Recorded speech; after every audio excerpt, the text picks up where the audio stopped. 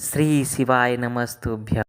दिए में जो फूल बत्ती लगती है, गोल बत्ती लगती है, गोल वाली, ये बत्ती हमेशा कोई विष्णु भगवान की पूजन कर रहे हो, शिव जी की पूजन कर रहे हो, कोई अन्य देवता का अगर आप स्मरण कर रहे हो तो गोल बत्ती लगाई जाती है। भगवान के मंदिर में पूजन कर रहे हो तो गोल बत्ती लगाएं।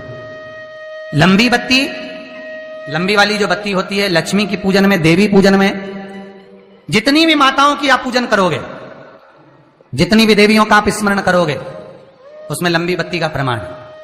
पितरों की पूजन में लंबी बत्ती का प्रमाण है। पितरों को कभी गोल बत्ती नहीं लगती। आप मटके के पास में, परिंदे के पास में, जल के पात्र के पास में कोई भी अगर दिया लगाएंगे तो वहां गोल बत्ती रखकर लगाएंगे तो घर में लक्ष्मी नहीं टिकेगी। कई लोग कहते हैं कि परिंदे के पास, मटके के पास में, पानी के स्रोत के पास में जहां जल भरते हैं, हंडा रखते हैं, टंकी रखते हैं, वहां पर मटके के पास बत्ती लगाओ, दिया लगाओ, पितर शांत रहेंगे। तो पितरों को शांत करो, मना नहीं है, पर दिया लगाने का नियम है कि पितरों को अगर आप दिया लगा रही हो मटके के पास, परिंदे के पास, या अमावस्या के दिन पितरों के लिए अगर दीप लगा रही हो तो गोल बत्ती अगर लगाओगी तो कार्य कभी सफल नहीं होगा। धन आएगा जाएगा, टिकेगा नहीं। इसलिए पितरों के लिए अगर दिया लगाना है, पूर्वजों के लिए दिया लगाना है, पितरों के लिए अगर दीप लगाना है तो लंबी बत्ती लगाइए। लंबी बत्ती महाराज, लंबी बत्ती का प्रमाण हमारे यहां शास्त्र का, गोल बत्ती का प्रमाण। और सुंदर चरित्र कहा, यदि आपके जीवन में बहुत ज्यादा लक्ष्मी से तकलीफ है, कष्ट बहुत ज्यादा है, या इसलिए शायद कहा जाता है कि भगवान को सर्वश्रेष्ठ कौन सा चंदन अच्छा लगता है। आपको पहले भी कथा में कहा, आगरा की कथा अगर किसी ने सुनी होगी तो उसमें वर्णन किया। भगवान को सर्वश्रेष्ठ चंदन कौन सा, भगवान को सर्वश्रेष्ठ चंदन कौन सा प्रिय है, वो कौन सा चंदन है जो भगवान विष्णु को लगाएं, राम को लगाएं, कृष्ण को लगाएं, वो कौन सा चंदन है जो श्री हरि को लगाया जाए। तो जीते जी भगवान विष्णु एक बार गले लगाते हैं, उसको कहते हैं हरि चंदन। कौन सा चंदन है? हरि चंदन। हरि चंदन बाजार में नहीं मिलेगा, हरि चंदन आपको बनाना पड़ेगा। कैसे बनाना है? तुलसी जब सूख जाए उसकी जड़ को निकाल लिया जाए, वो जड़ को पानी में धो लिया जाए, धोने के बाद उसको सिलवट्टे पर, पत्थर पर घिसा जाए, और घिसकर उसमें थोड़ा सा कुंकू, रोली डालकर तैयार कर कर जो भगवान विष्णु के मस्तक पर, कृष्ण राम के मस्तक पर लगा देते हैं, और उसकी एक बिंदी अपने हृदय पे लगा लेते हैं। जीते जी भगवान एक बार उसको गले लगाते ही हैं। हरि चंदन प्रियता। जैसे शिव महापुराण में रुद्र चंदन का भाव है, शिव महापुराण में रुद्र चंदन का प्रमाण दिया जाता है। अगर आपने लिंग पुराण पढ़ी हो तो उसका 5वां स्कंद अवश्य पढ़िएगा महाराज, और शिव महापुराण अगर पढ़ रहे हो तो उसका कुमार खंड पढ़िएगा, जिसमें रुद्र चंदन का प्रमाण है। रुद्र चंदन कैसा? रुद्र चंदन का प्रमाण कैसा? तो महाराज कहा, चंदन घिसकर, पीला चंदन घिसकर उस चंदन को 3 मुखी रुद्राक्ष पर लपेट लिया जाता है। 3 मुखी रुद्राक्ष पर उस चंदन को लपेटा जाता है। लपेटोगे, उसके बाद उसको ऐसा गोल करोगे तो एकदम चिकना हो जाए, एकदम चिकना, ठीक है, एकदम चिकना हो जाए। और उस चंदन को आप शिवरात्रि के दिन, और कोई से भी महीने की शिवरात्रि, किसी भी महीने की हो, सब फलदायी होती है। अगर आप पंचांग में देखेंगे तो शिवरात्रि लिखी हुई आती है, हर महीने शिवरात्रि पड़ती है। किसी भी महीने की शिवरात्रि पर रुद्र चंदन, अर्थात जो चंदन का आपने 3 मुखी रुद्राक्ष में लेपन करा है, उसका गोला बनाया है, वो चंदन अच्छा मोटा मोटा कर लेना, अच्छा बढ़िया, ऐसा नहीं थोड़ा बहुत ही लगा, पूरा रुद्राक्ष दिखना नहीं चाहिए। पूरा लपेट कर उसको शंकर के शिवलिंग पर ले जाकर रख दीजिए, और फिर धीरे धीरे शंकर भगवान का जल अभिषेक करना प्रारंभ कर दीजिए। वो चंदन पूरा धीरे धीरे शंकर के शिवलिंग पर डलना चाहिए। शंकर के मूल मंत्र श्री शिवाय नमस्तुभ्यम का जाप करिए। यह कहलाता है रुद्र चंदन। इस चंदन के अभिषेक से महाराज जो काम नहीं होता, आप कर कर उस कार्य को प्राप्त कर सकते, सिद्ध कर सकते। रुद्र चंदन, हरि चंदन, रुद्र चंदन, ये वो चंदन है जो जीवन का सुख प्रदान करने वाले, हरि तत्व देने। मंगल है, राहु है, केतु है, दशा बेकार चल रही है, लक्ष्मी नहीं आ रही, कष्ट बहुत है, फैक्ट्रियां नहीं चल रही, कहीं मत जाओ, मेरे शिव की शरण में जाकर एक बार शिव महापुराण को पूरी सुनो, शास्त्र के हटकर कुछ नहीं बोलेंगे।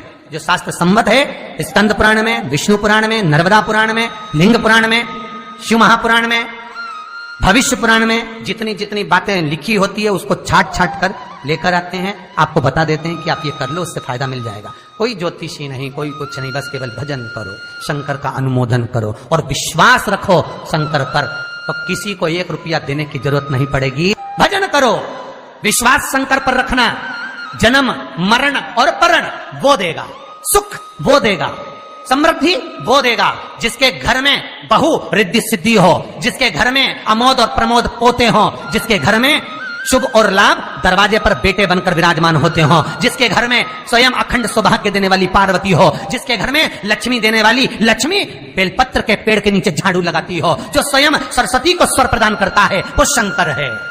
जब सब कुछ उसके पास में है, कुबेर का खजाना वो चोर को दे देता है, जब सर्वस्वता उसके पास है, तो आप इधर उधर डोलते क्यों हो? क्यों डोलो? उस पर विश्वास रखो। वो शंभु, वो शंकर, वो त्रिकालदर्शी, वो कैलाशी, वो अविनाशी सुख देगा, आनंद देगा।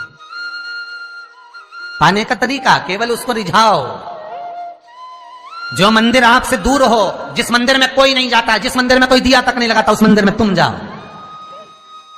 और उस मंदिर में एक दिन जाकर प्रकाश कर कर आना, एक बार दिया जला कर आना, मंदिर की सफाई कर आना, शंकर जी पे जल चढ़ाकर उनको स्नान कराकर, कोई पत्ती पेड़ पौधे की पास में तोड़ के चढ़ाए आना। 2-4 बार कर कर देखना कितना शांति, कितना धीरज, कितना आनंद, कितनी समृद्धि, कितनी लक्ष्मी मिलती है। तुम करोगे तुम्हारा पेट भराएगा, हम करेंगे हमारा पेट भराएगा। स्वयं करिए। तो ब्रह्मलोक के देवता ब्रह्मा हैं, वैकुंठ के देवता भगवान विष्णु हैं, और मृत्यु लोक का अगर कोई देव है तो वो महादेव है, केवल शंकर, केवल शिव, मृत्यु लोक का देव। अभी एक विचार करो, तुम्हारे घर में अगर थोड़ी सी तकलीफ आई तो सबसे पहले अमेरिका में लड़का रह रहा वो आएगा क्या? पूना में बच्चे रह रहे हैं वो आएंगे क्या? इंदौर में बेटी रह रही वो आएगी क्या? उज्जैन में कोई रह रहा है वो आएगा क्या? सबसे पहले वो आएगा जो तुम्हारे घर के पास होगा या घर के करीब में होगा, बिल्कुल लगा हुआ होगा या घर में होगा। अब आप कहां रहते हो? जितने लोग कथा सुन रहे हैं सही बताना, कहां रहते हो? पृथ्वी पर मृत्यु लोक में रहते हो। और पुकार किसको रहे हो? ब्रह्मलोक में। पुकार किसको रहे हो? वैकुंठ लोक में। पुकार किसको रहे हो? इंद्रलोक में। और जो घर के घर में रह रहा है, जो तुम्हारे पास में रह रहा है, जो मृत्यु लोक में रह रहा है, उसको तो बुला ही नहीं रहा। कई लोग कहते हैं मृत्यु लोक।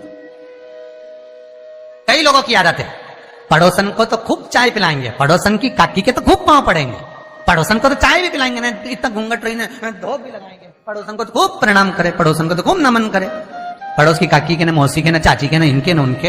और घर की सास को तो कभी पाँव नहीं पड़े, 30 त्योहार पे भी बस यही हाल है। जितना पड़ोसी है नहीं, जितना देवी देवता सबके तो धोख लगा, सबके ने प्रणाम करे। और जो सास घर में बैठी है, महादेव जो मृत्यु लोक का देव है, इसके तो प्रणाम ही नहीं करे।